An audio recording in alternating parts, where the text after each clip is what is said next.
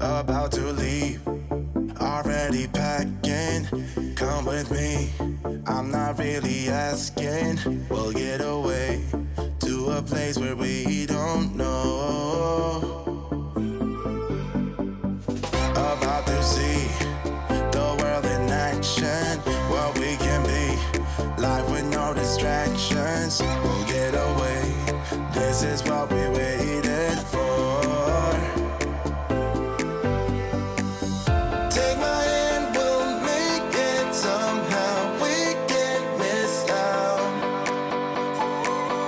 I'm done living life with the lights out. Die with my own doubts.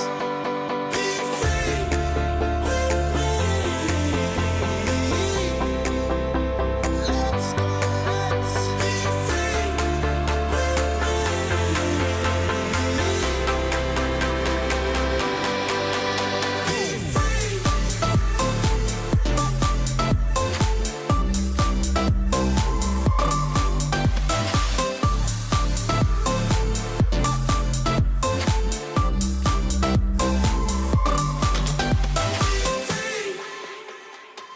Not looking back, eyes on the freeway, Bonnie and Clyde, a classic cliche. We're on the run, this is what we waited for. Take my hand, we'll make it somehow. We can't miss out. I'm done living life with the lights out. Die with my own doubts.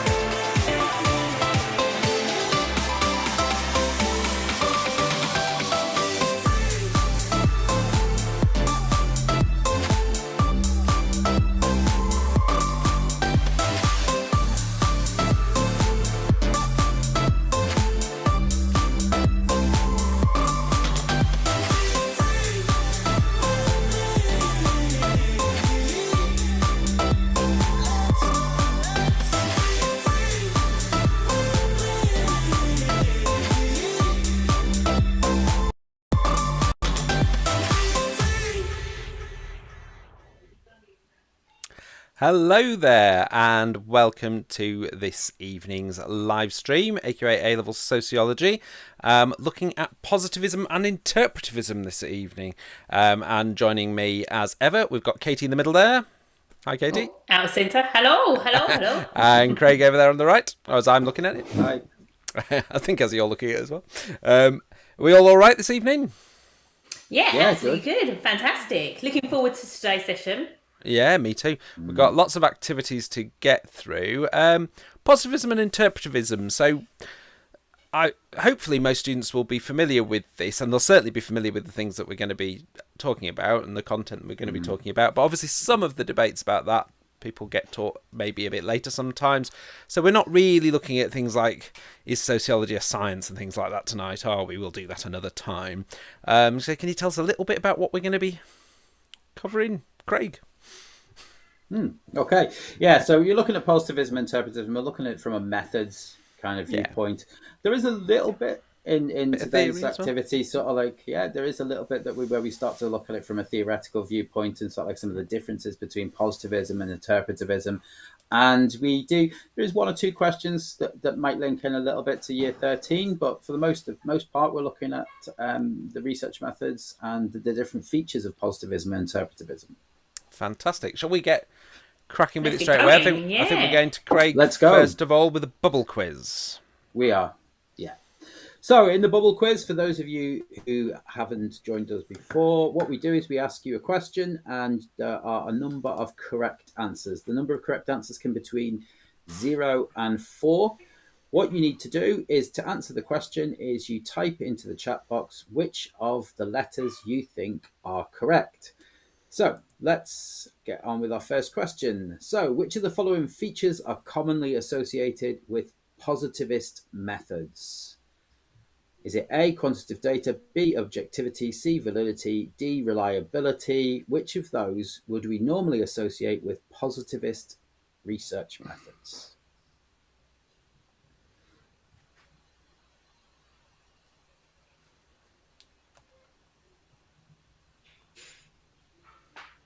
So if we think about positivism, how they view society and the methods they use, think about some of the methods that they do use, because that'll be a question a little bit later on as well.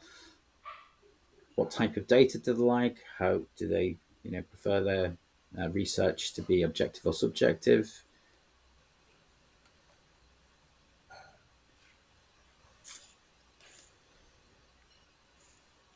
Any thoughts? Okay. Shall we have a look at this one and get people? Let's have a look. This might throw a few people, I think. Okay. Let's go. Let's look at the correct answers for this question are A, quantitative data. Positivists prefer quantitative data. They also prefer their research to be objective, that is without bias. And they also prefer reliable methods that can be replicated and get similar results, which links in a little bit to the idea that sort of positivists do tend to value sociology and see it as being slightly more scientific, or they like to use more scientific methods. Let's look at our second question. Okay, so which of the following examples are examples of positivist methods? Is it A, field experiments, B, lab experiments, C, covert observations, or D, structured interviews? Which of those are examples of methods that are used by positivists? And based on the answers to the last question, that might help as well, mine too, if we think these are, think the sorts of data that they want. And we've got a couple of answers. Got a few coming in, A and B. Good start. Yeah. Maybe others. Any more for any more? Does anyone else have an idea? Remember, they can be more than one. They can, yeah. The answers can be 0 to 4. So there can be no correct answers there, or 4. Or 1 or 2 or 3. Well, that's a suggestion of just B. B. Let's reveal our answers. It is A, B, and D. Now, there has been some discussion in the past because some of the textbooks list field experiments as being more of an interpretivist method. But field experiments produce quantitative data, and they are preferred by positivists. This was something that came up particularly in 2017 in the first exam when the methods in context question was on field experiments. And some interpretivists may use something similar to a field experiment, such as an observation, but field experiments are seen as more being positivist. Yeah.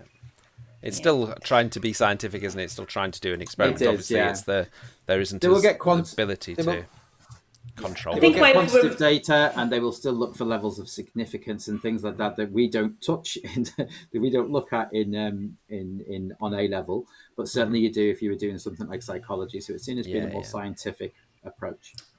Yeah, I thought a way to remember. I was going to say, a quick way of remembering it is the fact is obviously the experiment. They're sort of controlling those variables, but in an actual setting, and that's the difference. It's the controlling of variables, which you wouldn't necessarily say interpretivists do. That's me putting my psychology hat on there. It is, yes. You were still manipulating the independent variable and measuring the variable. Flexing there, crying. So why not covert observations then? That might be the question that some people are thinking. Why is that one not liked by positivists?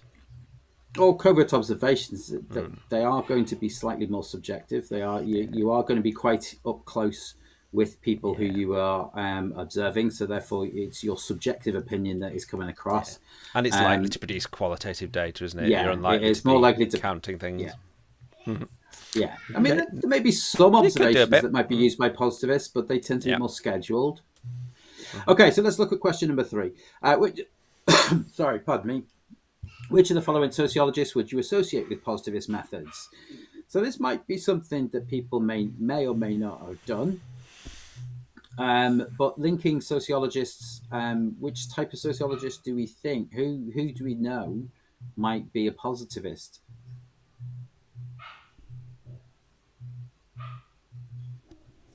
I think there are some you'll definitely know. There's certainly one that should be kind of shouting out.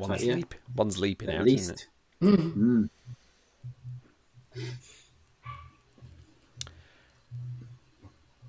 I mean, one sort of question that links to this, but I think it comes up as a question later, so I don't want to preempt that necessarily. But if you think about which perspectives tend to be positivist, then that would also help probably identify the sociologists associated with that perspective. It's quite a strange one. So we've got Lou who's gone with B and D, Manjo who's gone for D. Let's have a look. Are you correct? Well done. It is. It's Compt. Compt and Durkheim. Don't tend to do too much about Compt. No. You might do in some introductory sociology to talk about sort of like, the kind of foundations of sociology. Auguste Comte kind of predates Emile Durkheim. Both of them are positivists, and they kind of introduce this idea of positivist methodology. Both of them French, pronounced beautifully, Craig. There. Yeah, that must be from a part of France that I can pronounce them from. Pre-industrial France, modern France, I'm less good at. Yeah. Which of the following approaches would you associate with use positivist methods? And this kind of links in a little bit to what we were talking about with Duncan. Duncan mentioned before. A hint I would say here is think about what type of approaches use positivist methods. So we've got A, postmodernism, B, interactionism, C, functionalism, D, Marxism. If we go all the way back to the kind of start of sociology, when you talk about structural and social action theories, think about that. We've got one answer come through already, which is C. I suppose another interesting thing there, and this might impact on ones that perhaps people haven't put down, is that there are some differences within the perspectives as well, aren't it? So there's one on there in particular where some people who come from that perspective don't necessarily take a positivist approach, but more broadly you would associate it with. Particularly, I mean, the early people within this approach very much were followed the ideas of positivist methodology. Saw it as being scientific. Yeah. Not B is correct. Absolutely. Not B is correct. And if we think about maybe A, would A want to look at society scientifically, objectively? Let's look at our answers. It's C and D. Yeah. Obviously, they're big structural theories. Structural theories tend to use positivist methods, not always, but they do tend to use it. Tarang's coming with D as well. Yeah, Marxists, they would follow positivist methodology. Your neo-Marxists, they're more likely to sort of like adopt methods that are used by interpretivism, but not exclusively. But we're getting a little bit confusing now, so never mind. Okay. This is probably one of the harder questions you might face if you haven't done the kind of year 13 theory and methods, is which of the following debate can we apply positivism to? So we're looking at how we can use positivist methods to answer a type of question. So if you consider, if you got a question on value, freedom, and sociology, could you use positivism? If you got a question on societies in a postmodern age, could you use positivism to answer that? Could you look at positivism in a question on relationship between sociology and social policy? And can you use it in the question that asks, is sociology a science? Just noticed that Robin in the chat mentioned about meta-narratives in relation to postmodernism. So that's a good way of spotting that they wouldn't be positivists because they'd reject the idea of sociology being scientific as being a meta-narrative. It's a very good point. Yeah, and of course, sort of like there's this incredulity with meta-narratives with postmodernists as well. They think that people have lost faith in them, so therefore, you do link into that. So it's a good observation there, Robin. I think this one's a little bit tougher. We've got with B and D from Manjo. So it's a postmodern age and sociology is a science. Absolutely. Let's see our answers. Yeah. Value, freedom, and sociology. Yes, positivists like objectivity, so they think sociology should be value-free. C is a bit of a tricky one because early positivists, they thought that by observing social facts and that by looking at the way in which society, by coming up with formulas for human behavior, that they could make changes. Later positivists kind of shied away from this idea of social policy, and of course, sociology is a science. Can we argue that sociology is a science? Well, positivists are very much going to be on that side of sociology as a science. Okay, very Amazing. good. So A, C, and D. Well done. Right, gonna hand over. Now. Yep. Okay, so this is quite a quick round. Just the 2 minutes will go quite quickly. What I suggest you do is we look at the next slide and give you a bit of instructions behind it. We've got 4 titles here, and what we want you to do is think of 4 aims of interpretive methods. So what might be the aim behind it? Why would you do it? 3 interpretive methods, and we've already come across one earlier in Craig's activity, so you might remember that. Some examples of interpretive studies. Again, you may not have looked at many yet exclusively. You might have touched upon it maybe in education or any of your option topics. And then 1 type of data, sort of like the headline data, not the actual methodologies, preferred by interpretivists. Obviously, if you can't think of 4, put 3 down. But ideally, if you can think of 4 examples, 3 examples, 2 examples, or 1 example over the next 2 minutes, write them in the chat. But if you get a few, brilliant. Let's just get us thinking about them. So I appreciate this probably quite early on the course for you. So have we got a timer there, Duncan? We should have. I'm slightly concerned that my music isn't going to play. If it doesn't, can you let me know? Can you let me know if it's not, and I'll try and produce music by other means. Okay. Here we go. Let's see. Can you hear that? I cannot, but okay. What I can do is don't worry, do not get that guitar out, Duncan. What I will do is I'm going to put a timer on my... Oh, hang on. I'm doing it through my headphone.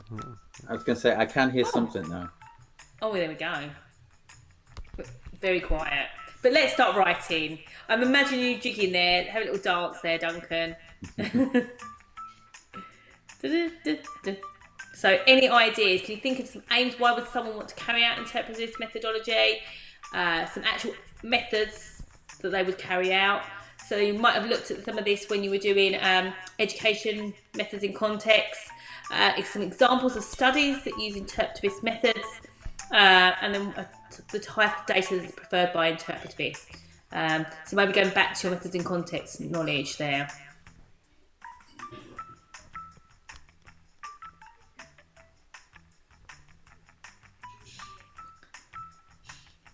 It might even help you to think about the methods and what sort of aims they produce.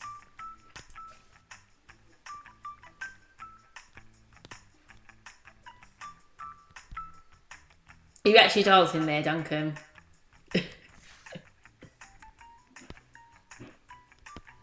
He can't hear you because his headphones are sort of playing music.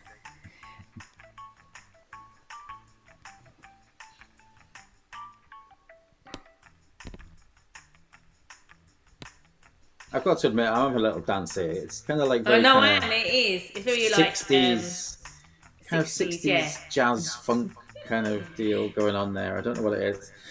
We've got some answers there as well. Yeah, we've got an answer there. Let's see if we can get some more for some of the others. I'm conscious that we've got a D. Is that for the previous question potentially? I wonder if we've got. Okay, I don't know. I couldn't hear what everyone was saying during that because I was having to hold my headphones up to the microphone. So I was sort of doing a bit of Austin Powers dancing as well. We actually predicted that. We were just having that discussion about how the music sounded like kind of jazz funk music. Yeah. I mean, I'm conscious that obviously you might not have used the word interpretivism yet in your course, and it might be sort of working backwards or sort of making links to potentially methods in context in education unit. So that might be helpful for you. And I think maybe the question D is maybe in response to the last question. So anonymous blogger said official statistics or census, which would be obviously a secondary form of data. So that would be definitely, and I assume that's for the question number 3. That would be more for positivists, wouldn't it? Probably. I was about to say that. I was thinking, is this more for previous I was thinking answers? it's for question 1.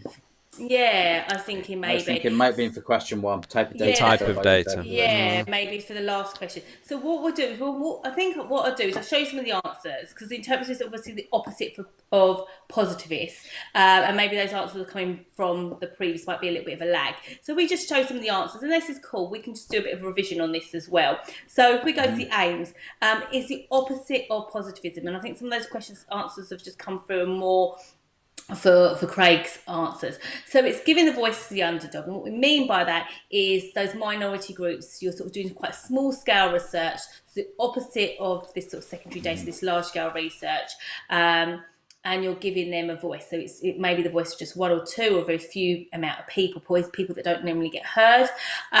You also do sort of these methodologies or this approach if you're trying to find, again, their meaning and motives, why they're acting the way they do. Yes, unstructured interview, we'll come back to that in a minute. Fantastic there, Robin.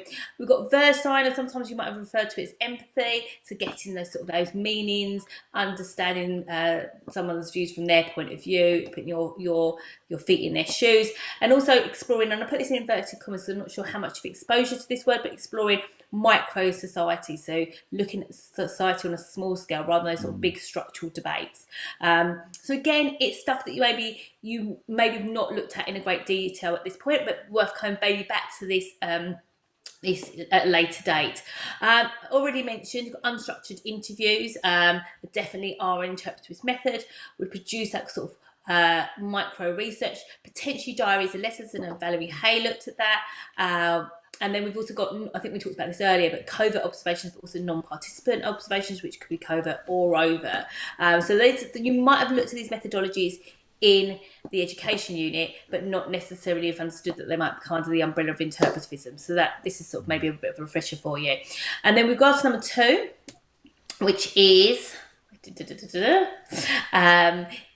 study. So I assume you've looked at Willis and Learning to Labour, sort of quite a core study there. He did a very small study with working class boys to find out why they went on to do working class jobs and sort of didn't achieve in education. And then some of you may or may not looked at Humphreys and the tea room trades. Again, don't worry too much about this. If you haven't looked at Humphreys, there's lots of other qualitative methods that have been used, like I said, like Hay, and lots of others that you probably looked. So maybe it might be worth looking back at your education stuff and thinking, well, did they use qualitative methods? And if they did, which is sort of a hint to the next question, then they would be an interpretivist. Okay, so if you use things like unstructured interviews, observations.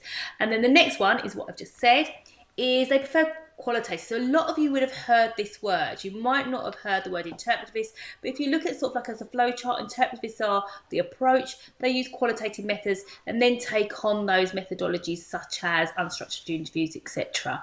Okay, so again, it might be just the word interpretivist and positives that might be new to you. So do not worry so much. It will all make sense in the next couple of months for you for sure. Okay, so I think we are over to me now.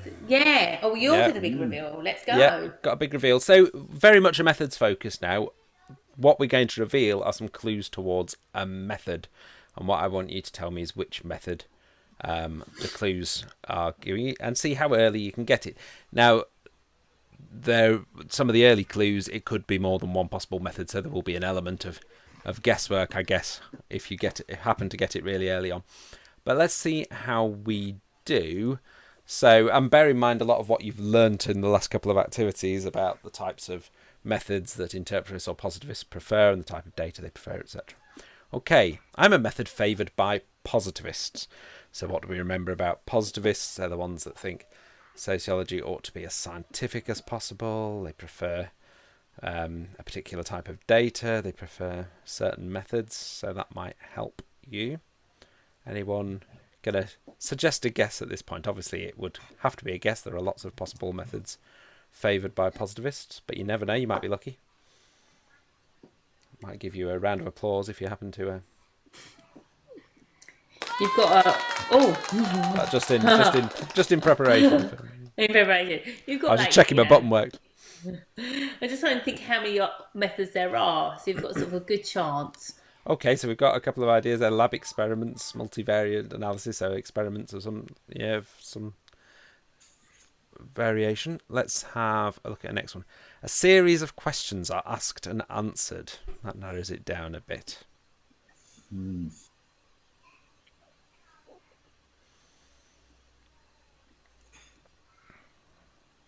Which narrows it down to 2 methods. So Anonymous Really, Blob has come in with surveys, could well be. I was thinking of more. There might be a few more than 2. Yeah, there are a few possibilities at this point, aren't there? Because obviously there are different types. We can go within the... Yeah, I meant within the surveys, you've got kind of 2 different types, kind of broad. Yeah, but it doesn't have to be a survey. There are other methods where questions are asked and answered. Potentially. I think I know what it is. I actually don't know the answer for this. Oh, right. I didn't read. I didn't look through it, so I could. We've had another suggestion. I will let you know that a correct answer has been given, but I won't say. Oh, I think I was right. It is. Questions may be closed or open. Okay, that still kind of keeps us in the sort of areas that we've had already. It can be time consuming because the researcher needs to be present. So that rules out some types of surveys, doesn't it? Lots of surveys, the researcher doesn't have to be present. In some surveys they do, but they don't have to be. We've had a repeat of an answer, which could or may not be a correct answer. There's no opportunity to follow-up questions or to go off on tangents. So we have had the correct answer, and actually it came pretty early on, actually. So very well done. I'll do the round of applause. It was structured interview. Well done. Okay. We often think of interviews as being preferred by interpretivists, but a structured interview with, can produce plenty of quantitative data, although primarily when they use closed questions rather than open questions, there's a little bit of a potential curveball there in the third clue. And therefore can be a favoured method of positivists. Okay, next one. Let's see how you do with this one. I'm a method favoured by interpretivists. Okay. Anyone want to go in for an early guess? So we've talked about the sorts of methods that positivists prefer. So the opposite of those are the sorts that interpretivists prefer. And Katie talked about some of those in the last activity. I was about to say, is there one of them I've mentioned earlier? Yeah, it could be, couldn't it? I'm going to guess personal documents. I've not seen this. Documents. We've had a suggestion just a random guess after 2. I'm going to go personal documents. We've also had a suggestion. I'm going to go participant observation. Non-participant. Yeah, I'm going to go for non-participant. Okay. Covert observation. Oh wow, non-participant coverts. That's like CCTV in the. So that's the creepiest of all the methods. I know. One criticism is a lack of reliability. Well, that could be any of the interpretivism methods, couldn't it? I'm kind of still alive here. Yeah, that hasn't taken anyone out yet, has it? No. Okay. Another is a potential lack of objectivity. Yeah, I'm still in there. Could be, yeah. Craig's definitely still in. I think one of our suggestions in the chat window is still in as well. Yeah. He's trying again. He or she is trying again. The problem with being an anonymous blob, which is I'm not being rude, is that it's oh right, yeah. that is the name is that I don't know anything about. Researcher takes part. They're anonymous. That's exactly. The point. The researcher takes part in the activity being studied. That definitely. Yeah. So participant observations. It could be a particular type of participant observation, of course. So we might have to go slightly further than anonymous blob. Robin Jones has suggested potentially a covert participant observation. An ethical concern is a lack of informed consent. Oh, good spot. I think Robin came in very well at the end there and nicked it right at the end. Well done. Very good. Well done. Okay, I think this is the last one of these. I'm a secondary source of data. I haven't told you whether it's preferred by positivists or interpretivists yet. We'll come to that. But it's a secondary source of data. So I could go with personal documents again. You could stick with your personal documents. Yeah. I might go for the whole official statistics thing that was mentioned earlier, and so go for a positivist idea. You're going to go down a official statistics route. I'm favoured by positivists. Well, that helps Katie and anonymous blob. I'm gathered by the government and official bodies. I think we might be there. Do we need the rest of them? Do we need the rest of the clues? I don't know. I'd like to see how. Yeah, I think you gave it away too early with that clue in the middle. Yeah, there, Duncan. I'm a source of quantitative data. I can be accused of political bias. Yeah, it was official statistics. Yeah. Well done. Maybe that wasn't the best order of clues there. The government and official bodies perhaps should have come last. Yeah. Well done. Because of course it could have been other. Without that, it could have been other forms of statistics, couldn't it? Unofficial forms of statistics. Okay, brilliant. I'm going to go back to Katie now for a categorise activity about interpretivism. So thinking again about what we now know about interpretivism. Yeah, definitely. I mean, if it helps you, go back and put the word qualitative there as well. If it's getting you to think about this. So yeah, again, a question I think. Oh yeah, giving an example maybe of efficiencies for the last question. I think there might be a little time lag on this because I might see this stuff up and go, So what would like you to do? You've got 60 seconds to sort these into strengths and weaknesses of his interpretive approaches. Bearing in mind the stuff we've already spoken about with some of the clues that Duncan has just given in the last activity. Obviously you don't need to write it all out. If you just put strengths or a plus sign and then put the numbers you think assigned to it and a weakness or a minus sign with the numbers that you think associated with it. Let's see what you remember. Let's remember what you from year 12. On your marks, get set, let's go. Is the sound working? Let's find out. I'll have to hold it to the thing again. Yes, so strengths. Here for Go Fun 99. Let's get some of these strengths down. What numbers is it a strength? It's sort of cluing sometimes the way it's been phrased.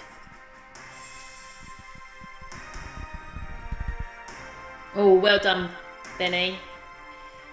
So we've got.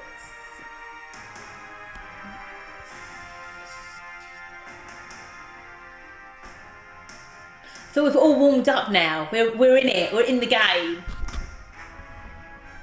I think there might be a mix-up between strengths and weaknesses on one. Set of answers. Let me see. Which one's on weak? I'm trying to read them. So, yeah, I think you might have put weaknesses. Yeah, the one that I think anonymous blog. You've put them. Just reverse them. Yeah.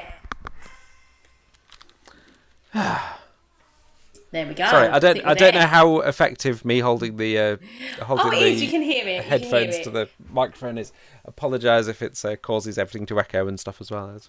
Yeah, it looks like most of you have got number 8, lack subjectivity. Do you think that's? Oh, actually, do you know what? From a interpretive perspective, I can see where you're going with that. Obviously they would.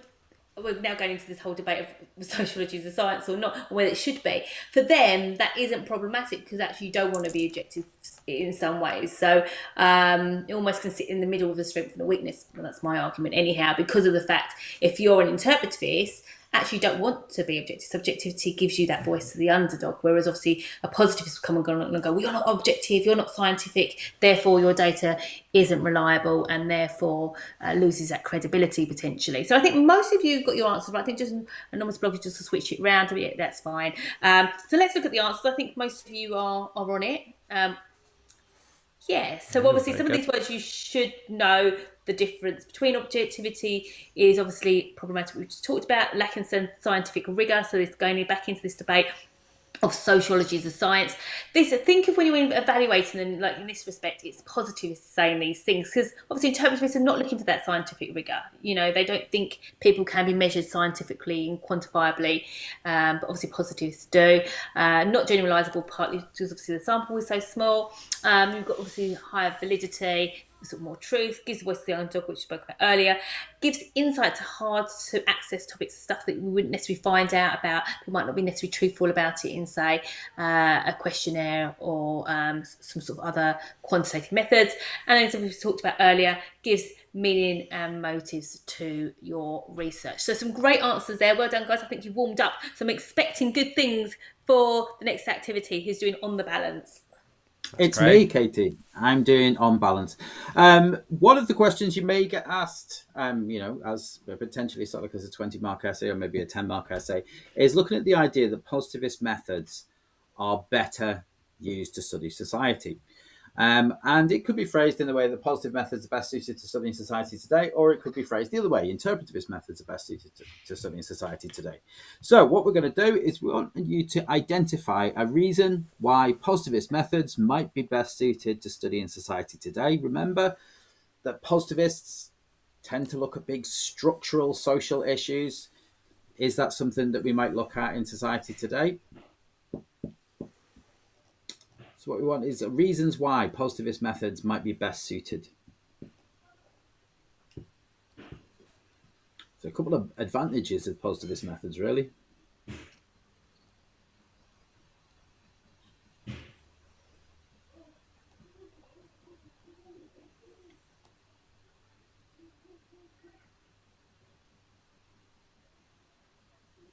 Just in case there's a bit of a lag. So if we think about some of the major social issues, which social issues might positivists really like to look at, particularly because they like quantitative data. They look at society very much from a macro scale.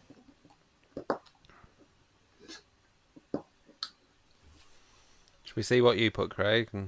Let's see a couple of examples, yeah. So because they're reliable methods, we can replicate them and we can assess the impact of any changes that have happened in society. So one of the most reliable kind of positivist methods is, we've just seen the publication of the census. That is very much a positivist method. It asks closed questions and it's repeated again and again and again.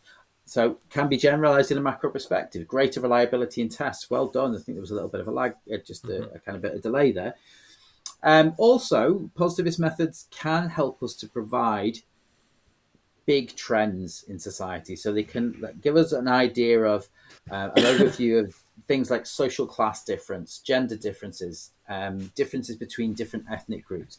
It gives us a real insight into sort of like what happens between these different groups, what might impact on these different groups, and can be then used for further investigation.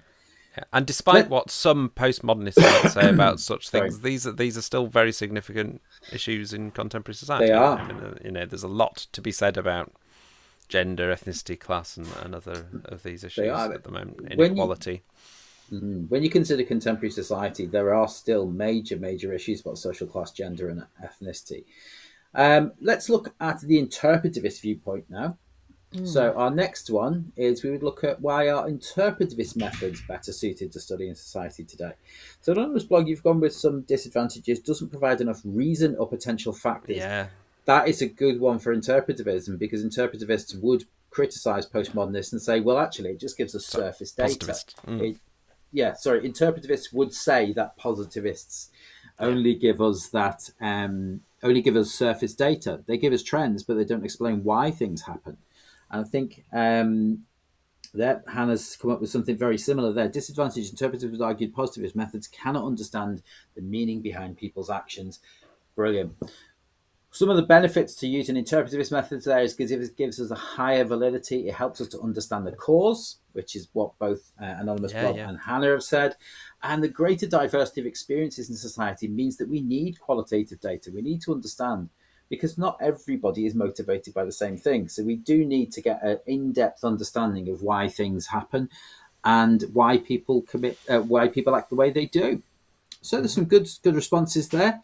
I think who are we on to next with with our stepping stones? This one's a me one. Okay. What we're going to look at here is just a quick bit of analysis, really. We've got a general point, the sort of thing that a student might write in an answer. Positivists don't like qualitative data because it's not sufficiently reliable, and they'd get rewarded some credit for that because it's a perfectly valid point. But what it lacks is the analysis, the explanation. What is it about qualitative data that stops it from being reliable, or how might we kind of unpack this point, and get some AO3 in there as well as the AO1.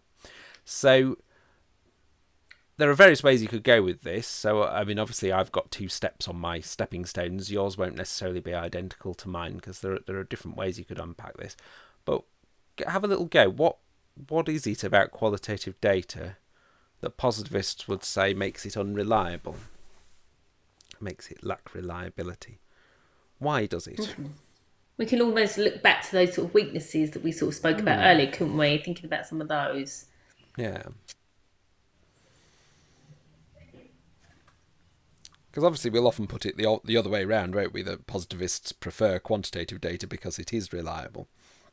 And obviously that's another way of getting into this and thinking about it. Well, what is it about quantitative data that makes it reliable? But yeah, the flip side of that is, what is it about qualitative data that makes it potentially unreliable? I know you guys have got the answers because I've seen you get the strengths and weaknesses right. Yeah, so they're absolutely. within you. Beanie, here for a fun 19 or is it 0999 or 9? Yeah, anonymous blog. Robin Jones. Hannah, lots of you will know this. And it's that quite tricky unpacking that sometimes just lifts an answer, isn't it? It sort of makes you think, well, you've demonstrated the understanding it by explaining it, rather than just that this is a learnt fact. Yeah, you understand why it is this way. Maybe the first way we could unpack it, this isn't necessarily my first step, this isn't necessarily how I've done it. Oh no, let's have a read of one of your answers first. Positivists prefer to look at society at a broader perspective, whereas qualitative data looks at a narrow individualistic approach. Okay, so that's another reason, I guess, why positivists would avoid qualitative data. Yeah, I was about to say anonymous, qualitative. Yeah. One would be because of its lack of reliability, but another reason would be because it's lack of generalizability, and they are related, but they're not quite the same. People respond differently to different events and are biased by their experiences. Okay, so when you look at qualitative data, quite deliberately, it brings out those biases, those differences. It's not, what is it that it's not? There might be a good word you could use that would be the opposite of that wouldn't have those differences. They can't be retested. They're less scientific. That's coming from Robin. Very good. Yeah, it's not going to. So that was where I was going to go. If people hadn't started coming through the answer, I was going to say, well, what do we really mean by reliability? And that's been unpacked nicely by Robin there. So between Irfan and Robin, I think we're starting to unpack this idea quite nicely. So the way I've done it is, it's not standardized, and that's really Irfan's point there. The people are different, they might have biases, they've got different ideas, so if everyone responds in a different way, in a non-standardized way, then you have the problem that you can't, as Robin said, repeat it, test it, check your results to find out if they're reliable, because it's going to be different every time. Okay, so that sort of unpacking of these ideas just helps elevate your answers from here's some knowledge that I've remembered to here is the evidence that I understand these points. However, just a quick question, just to see your methods knowledge here. A little 10-second question. This will have a rocket noise if I can hold the you might have to imagine the rocket noise on this one. So what method might positivists use to make qualitative data more reliable? Wonder if anyone gets this. See how you do. There might be more than one, but there's one that immediately leaps to my mind. Okay, here we go.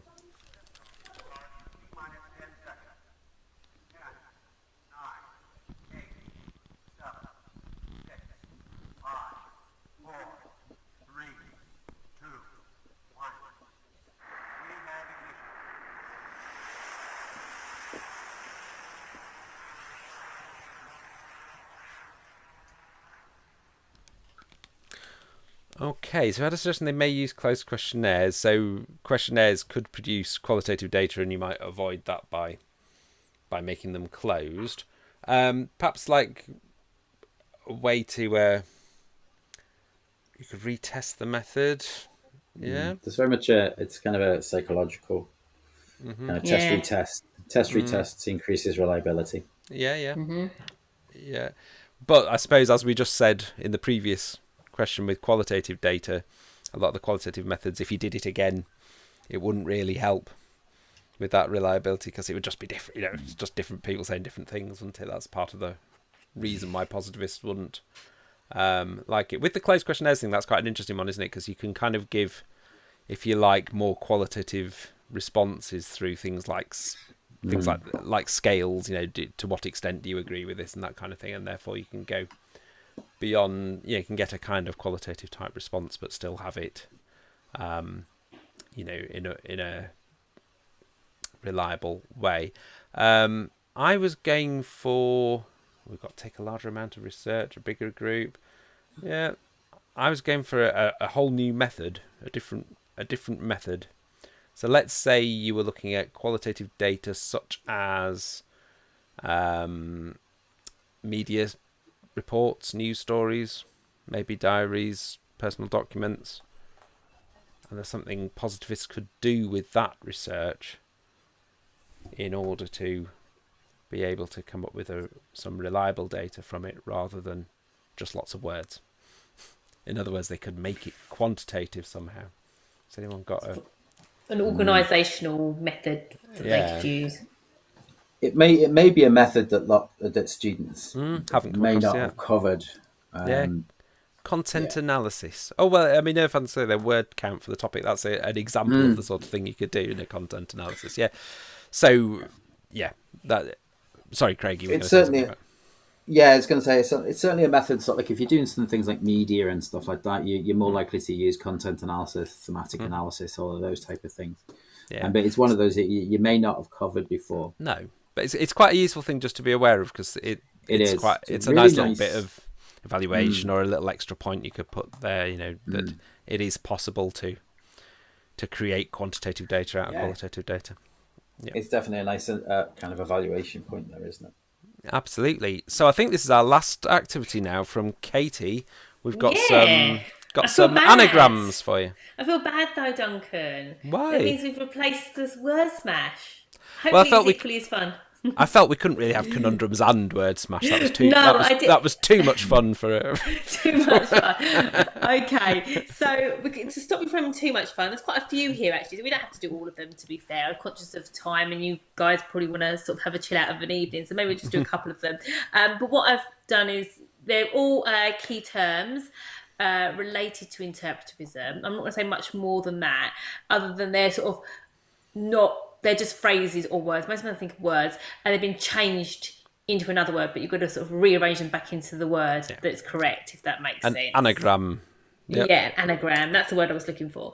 So we've got 30 seconds. Let's just do a couple for fun. Why not? Okay. Obviously, you won't be tested on this in your exam at all. No, it's a shame there aren't any anagrams on the exam. Okay. No. Here we go. Okay, let's go. Let's see what you can do do do do do do do do do do do do. I've actually got totally different music in my head, which is making this really difficult. I'm trying to do the countdown music, and I've got like a different music in my headphones, which for some reason you're not hearing. I'll give you a clue. It's a person. That might help. I've got it now. Education unit. I was going through all the methods in my head, and I was going, Sorry. I was going through all the methods in my head and thinking, what's this? Sorry, it wasn't a method. It was a person who carries out qualitative. Hey, well done. Yeah. There we go. Fantastic. So we've got the gist. Yeah. Let's do another couple just for the fun, just for the bants. Okay. The next one. Are we ready? Hey Temp, let's go. It's a strength. Actually, I'm going to change to the headphone music rather than me singing. I'm not quite sure what's going on this evening, but hey, go. It makes one word. I'll help you. It makes one word. It's a byproduct of doing qualitative research. I got it. You got it. Has anyone else got it? Should we have a look? Or they type in? Yes, the posh word for that is Verstehen. Let's see. Which is a bit like Verstehen, isn't it? Let's have a look. Empathy. So yeah, there we go. Are we going to do one more? Weber. Let's do one more. I want to leave it a positive, so let's see if I get this one. Okay, are we ready? We've talked about this word a lot. We have. It is what qualitative research is generally associated with being, the opposite of quantitative. It sometimes gets confused with another word, often interchanged. It's one word. And it actually starts and ends with the letters that you can see there. Oh, well done, Hannah's. Got it. Before time.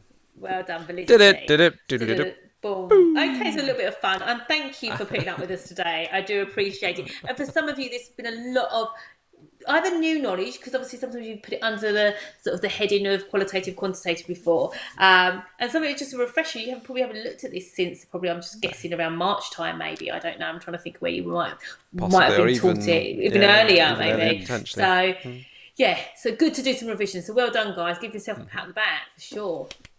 Oh, I'll do that. No, it was really good, wasn't it? Lots of good answers, and I think sometimes when there's a slow start, in some ways that's it shows the value of doing something like this, because it started. You start thinking, oh, actually, yeah, I do know this, and you get, as we went on, got some really good answers. So well done. And you will look at this more. You probably haven't done. Value freedom versus value laden, sociology as a science, sociology, should it look at social policy and all that kind of thing, and all of this is sort of totally linked to that. So when you come to do that, if you've got this in your mind, and it also helps with things like theoretical strengths and weaknesses of methods and things like that, doesn't it, when you're thinking about why might you use official statistics or why might you not, and all that kind of thing.